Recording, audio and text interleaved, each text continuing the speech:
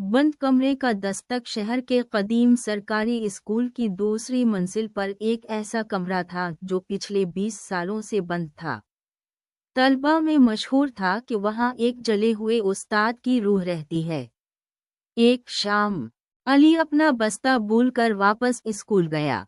राहदारी में हो का आलम था और उसके कदमों की चाप गूंज रही थी। जब वो उस बंद कमरे के सामने से गुजरा तो उसे अंदर से किसी के लिखने की आवाज आई।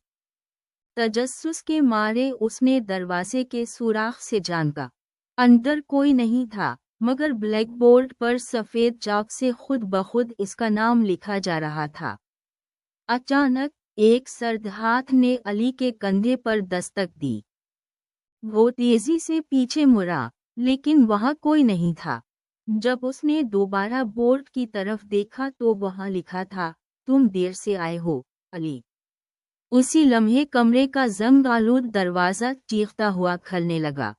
अली अपनी जान बचाकर भागा, मगर उसकी कमीज पर चौक से बने उंगलियों के निशान हमेशा के लिए नक्श हो गए।